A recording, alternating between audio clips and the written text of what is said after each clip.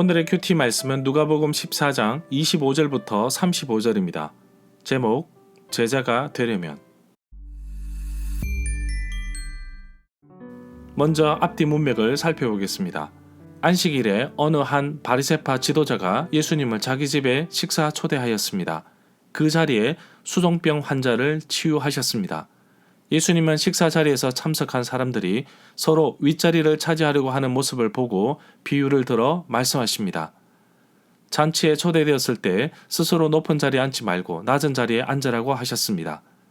식사 자리에 있던 한 사람이 하나님 나라의 잔치 자리에 앉은 사람은 복이 있다고 말합니다. 예수님은 큰 잔치 비유를 말씀하시는데 초대받은 사람들이 수많은 이유를 대면서 잔치 자리를 거절합니다. 화가 난 주인은 사람들을 불러 모아서 빈자리를 채웠습니다. 이 비유 끝자락에서 예수님은 먼저 초대받았다고 해서 모든 사람들이 다 잔치를 맛보지 못할 것이라고 하십니다. 예수님이 가시는 곳에는 많은 사람들이 따라다녔습니다. 이들을 향하여 무리라는 단어를 사용합니다. 그러나 예수님의 말씀과 가르침을 받아들인 자들은 제자라고 부르고 오늘날에는 그리스도인이라고 부릅니다. 내 안에 그리스도가 살아계시며 그분과 함께 동행하는 사람을 그리스도인이라고 부릅니다. 누구든지 그리스도인이 될 수 있습니다. 그러나 아무나 그리스도인이 될 수 없습니다. 예수님은 자기 십자가를 지고 예수님을 따르지 않는 사람은 진정한 제자가 될 수 없다고 말씀하십니다. 만약에 그리스도인으로 살고 작정하고 헌신하였지만 중간에 포기한다면 마치 맛을 잃은 소금처럼 버려지게 될 것입니다. 제자가 되기 위한 내용, 맛을 잃은 소금이 되는 기록된 곳은 마태복음 5장 13절, 10장 37절부터 38절, 마가복음 9장 51절, 누가복음 14장 25절부터 35절에 나옵니다. 문단을 나눠보겠습니다. 25절부터 33절은 제자가 되는 길, 34절부터 35절은 맛을 잃은 소금, 25절에 보면 바리새인 집에서 식사를 하신 이후 또다시 예루살렘을 향하여 길을 떠납니다. 많은 사람들이 예수님과 함께 길을 가고 있습니다. 예수님께서 무리에게 돌아서서 말씀하십니다. 예수님의 제자 12명도 있고 70명의 전도대도 있고 이제는 수많은 무리들이 따르는 가운데 예수님은 의외의 질문을 무리에게 던지십니다. 내 제자가 되려면. 26절에 보면 누구든지 내게 오려면 자기 자신을 부모님과 아내와 자식과 형제와 자매를 미워하지 않으면 안 되고 더욱이 자기 목숨까지도 미워하지 않으면 내 제자가 되지 못한다. 이 구절은 마태복음 10장 37절과 같은 구절인데 마태복음에서는 히브리어와 아람어 어법에 일치하여 미워하지 않는다를 더 사랑하다로 제언하였습니다. 누가가 그 심한 말 미워하지 않으면을 그대로 놓아둔 것은 철저한 결단을 요구하시는 예수님의 의도를 그대로 표현하려고 했기 때문으로 봅니다. 결국 미워한다는 표현은 가족의 결속력보다 예수님과의 결속력을 더 우선시하는 것으로 볼 수 있는 것입니다. 자기 목숨을 미워한다는 말도 자기를 부인한다는 의미로 볼 때 제자가 되려면 모든 면에서 예수님께 최우선 순위를 두어야 한다는 것입니다. 27절에 보면 누구든지 자기 십자가를 지고 나를 따르지 않는 사람은 내 제자가 될 수 없다. 누구든지 예수님의 제자가 되기를 원하는 사람은 자기 희생과 대가를 치러짐을 기억해야 한다는 것입니다.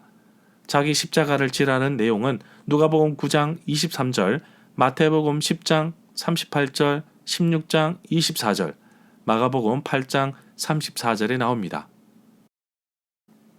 28절부터 30절에 보면 너희 가운데 한 사람이 망대, 탑을 세우려고 하는데 먼저 자기의 가진 것을 가지고 완성하기까지 얼마나 비용이 들지 계산해 보지 않겠느냐고 말씀하시면서 만약에 그렇게 하지 않으면 기초공사만 하고 완성하지 못하면 보는 사람들이 너를 비웃을 것이라고 하십니다. 그러면서 사람들이 말하기를 이 사람은 공사를 시작만 하고 끝내지도 못하였구나 라고 할 것이라고 합니다. 31절부터 32절에 보면 또 어떤 임금 왕이 다른 임금 왕과 싸우려고 전쟁하기 위해 갈 때에 먼저 앉아서 1만 명의 군사로 2만 명의 군사를 이끌고 오는 자를 이길 수 있는지 계산해 보지 않겠느냐고 말씀하시고, 만약에 전쟁에서 이길 수 없다면 적군이 멀리 있을 때에 사신을 보내서 화친 평화조약을 청해야 할 것이라고 하십니다. 33절에 보면 이와 같이 너희 가운데 누구든지 가지고 있는 모든 자신의 소유를 버리지 않으면 내 제자가 될 수 없다.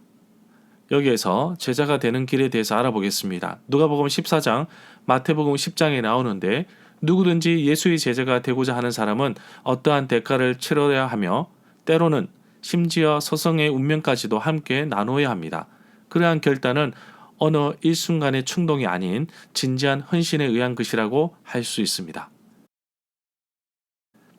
34절부터 35절에 보면 소금은 좋은 것이다. 그러나 만약 소금이 그 맛을 잃으면 무엇으로 짜게 할 것인가? 땅에도 그름에도 아무 쓸모가 없어서 버려지게 될 것이다. 들을 수 있는 사람은 잘 듣고 새겨라 라고 말씀하십니다. 여기에서 가치가 없는 소금에 대해서 알아보겠습니다. 누가복음 14장, 마태복음 5장, 마가복음 9장에 나오는데, 만일 제자의 독특한 특성인 예수님에 대한 온전한 헌신이 없어지는 경우 그는 더 이상 제자로서의 자격이 없다고 할 수 있습니다.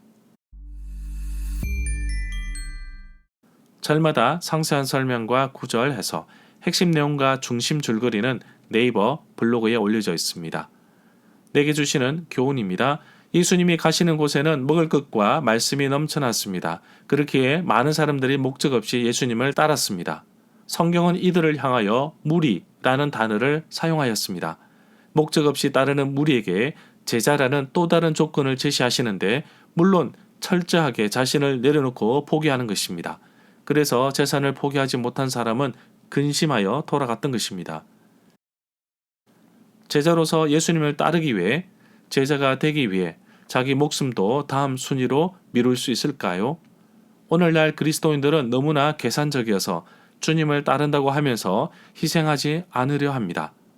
예수님을 따른다는 것은 물질, 명예, 직위, 모든 것을 버리고 포기할 각오가 되어 있어야 합니다.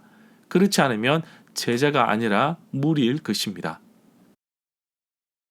나 스스로에게 물어봅니다. 나는 예수님의 말씀을 믿고 따르는 제자입니까? 아니면 그 말씀이 나와 상관없고 예수님 주위만 떠도는 구경꾼입니까? 오늘 말씀에서 맛을 잃은 소금이 나옵니다.